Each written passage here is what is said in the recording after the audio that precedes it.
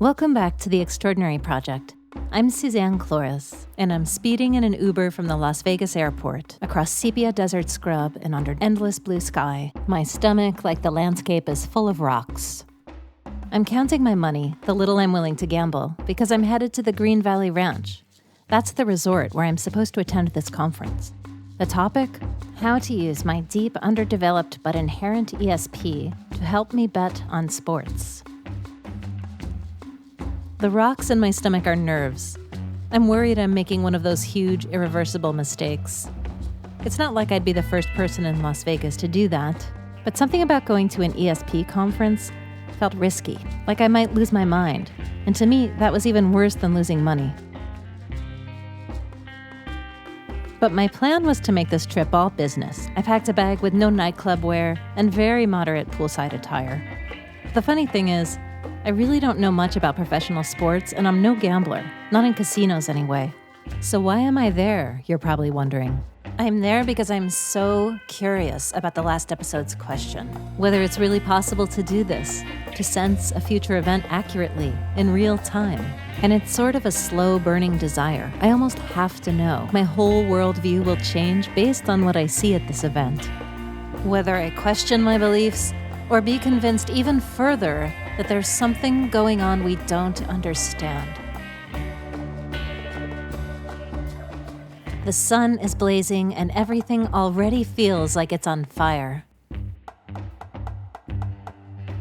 So we pull up into this fancy resort. It's up in the hills and I can see the strip in the distance. And I go in, I'm late, and I take the only remaining seat in a group of about 100. There's a man giving a lecture, and mostly men in the audience. Within a few minutes, he asks us all to close our eyes, and I have this flashback of myself, age 9, pressing my fingers together and whispering, "Every day in every way, I'm getting better and better."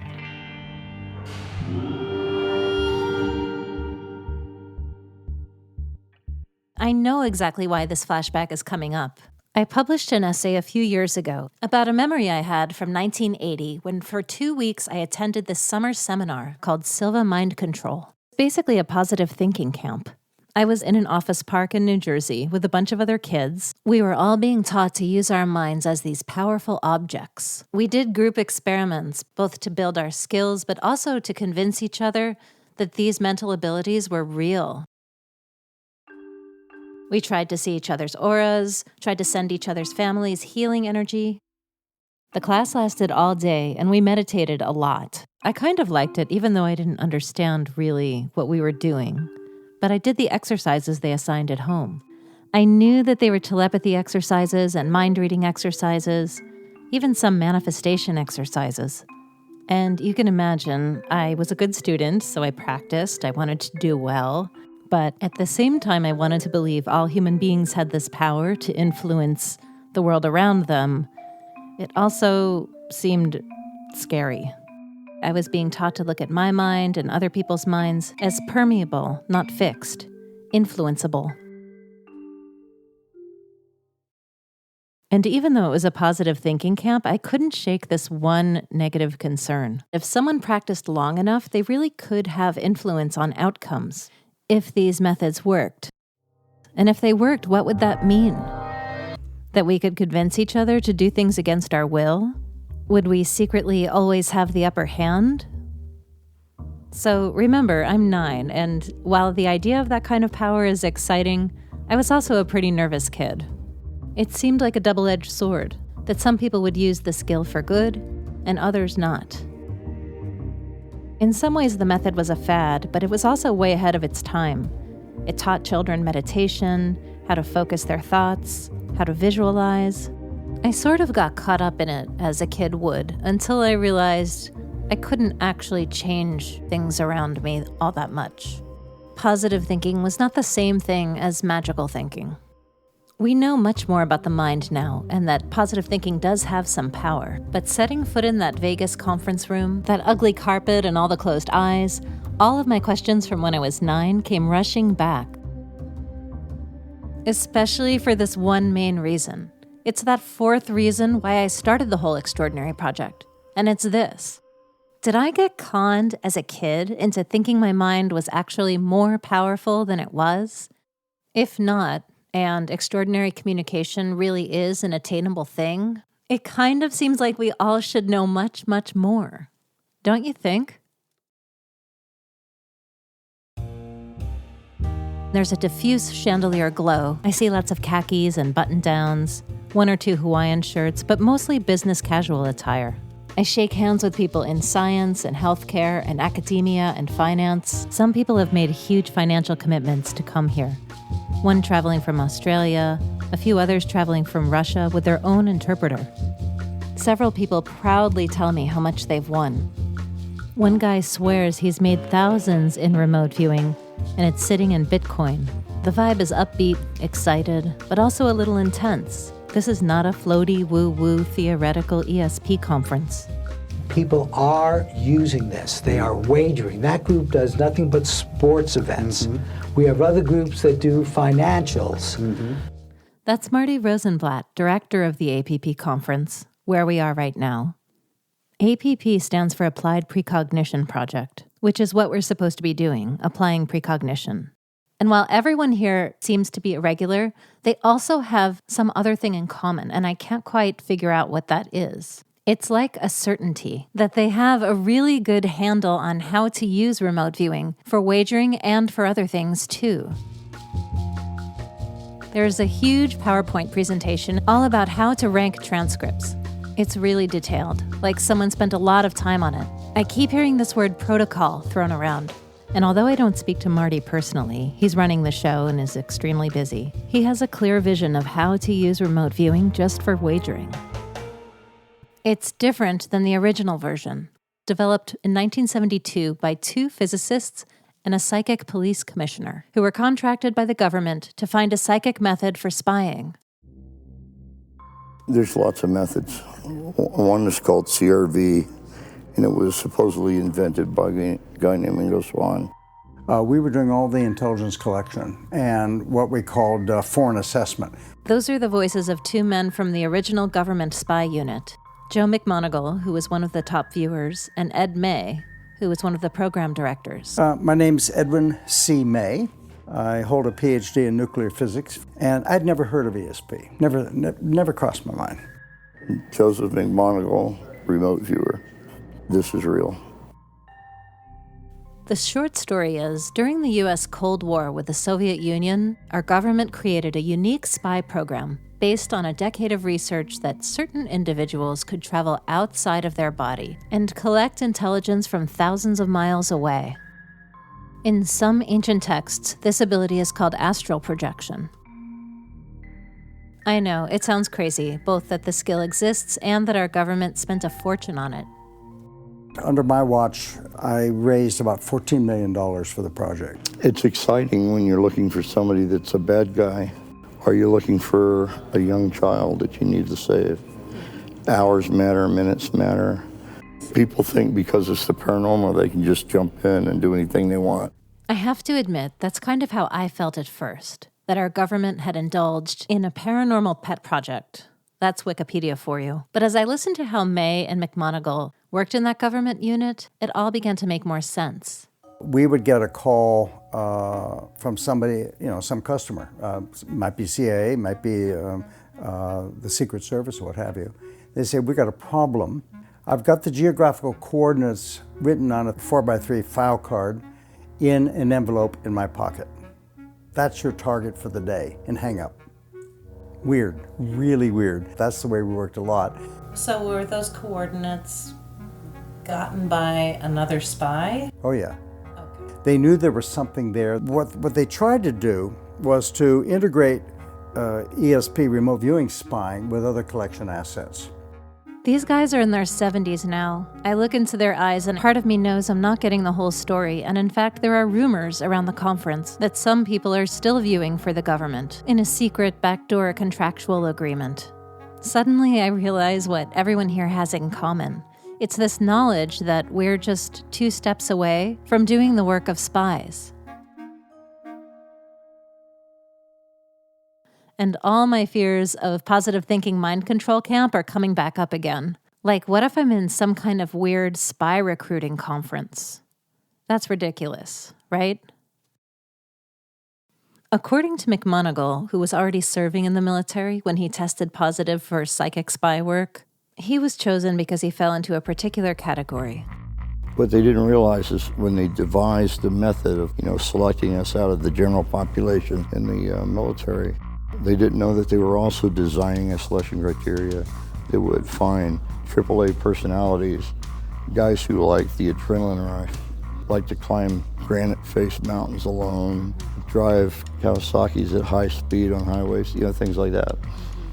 And we were certainly a group that liked to do that kind of thing, Here's how the government unit worked. After they'd get the call from the CIA, the remote viewing program director would send an outbounder to a distant location. Initially, they used outbounders that would send somebody and you report on what they were seeing, like maybe KGB headquarters in Russia. And the remote viewer, sitting alone in a room with a piece of paper and a pencil, would draw where the outbounder had gone and what the outbounder was seeing. The viewer was a second spy and never knew the target and never knew where the outbounder was going. But after a while, no one knows how, they found that the outbounder wasn't necessary, that the viewer could see by himself. The people doing the remote viewing were actually seeing things that the outbounder wasn't seeing. And that's how they learned that intention, not geographical coordinates, was really what helped the viewer see. For 20 years, a small team collected reliable intelligence this way. Of course, there's a bone to pick about this issue. The government shut down the program, saying that none of the intelligence was actually actionable. But then there's the question, if it wasn't actionable, then why did they keep the program open for so long?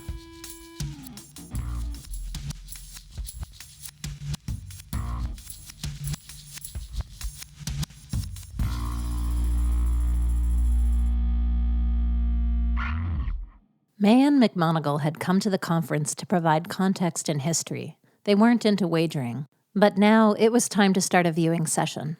So I took my seat, got a piece of paper and a pencil, and closed my eyes.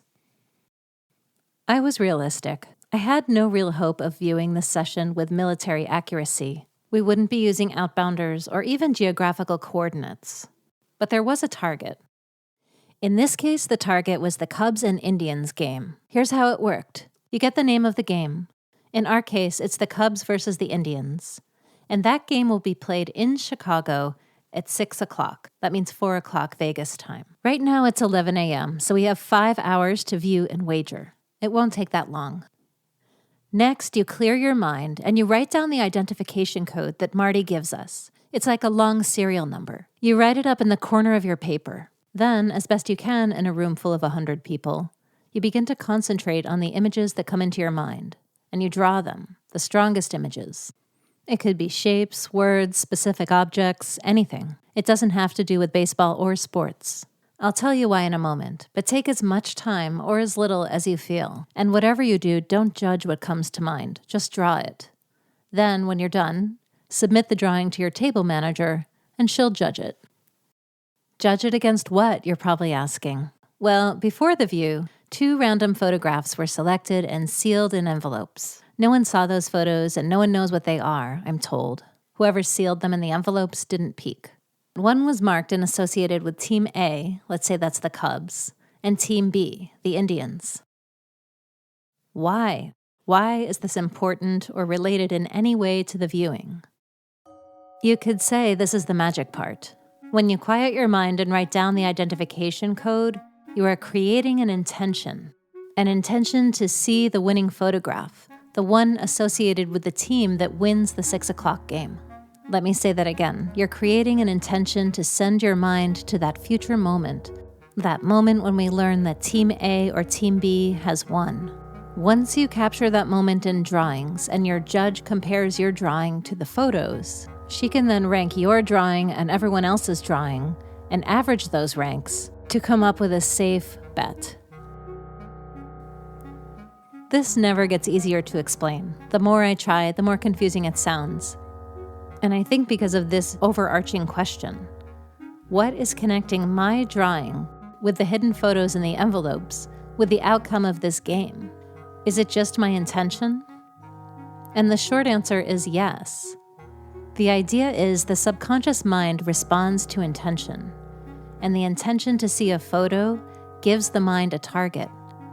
And apparently, the mind really likes targets, so much so that people are willing to bet on it. It was like my positive thinking camp had prepared me for this moment. I could visualize, I could calm my mind, I could see pictures. I drew my picture and it was terrible. I tried not to judge it. It was supposed to be a farmhouse, but it just looked like a structure. It was kind of crude, a column and a path and stones. Oh well. I handed it to my table manager and she ranked it with the photos and told me I had done pretty well. I guess it resembled either A or B. Anyway, she averaged all the scores. We raced up the stairs. We ran through the casino, through the craps games, through the slot machines, through the blaring music, to the dark sports wagering area. I placed a modest bet, and others were not so modest. You could feel the electricity running through everybody. People were high on adrenaline. There was a moment where I looked around the dark casino, people smoking, all the slot machine lights, and the women with the piled-high bouffants, and thought, what the hell am I doing? Am I really one of these people now who came to Las Vegas to astral project? Did I just place good money on my own astral projection? And when we found out that we had won, we had wagered correctly for the 6 o'clock game, people were excited, but they weren't out of their minds excited, which told me something, that even if they had correctly used precognition and gambled on it and won, that it wasn't a sure thing. It wasn't going to work every time. In fact, the next time we gambled, we lost. One guy lost $1,100. But 2 rounds does not make a sample size. Apparently, a lot of people won that weekend. Some people lost. A couple of people won big. To me, the jury is still out on whether remote viewing really works for wagering. Marty insists it does. He has all kinds of graphs and charts and evidence of people winning thousands. And I believe him, because I believe people. But I also believe my own experience, which is why the next story I'm going to tell you blasted open my whole idea of what is possible in terms of intention, precognition, and the range of extraordinary communication. Next time on The Extraordinary Project. The Extraordinary Project was created by me, Suzanne Cloris. I wrote this episode and produced it with David Weiner, who wrote the music and made the mix sound so nice.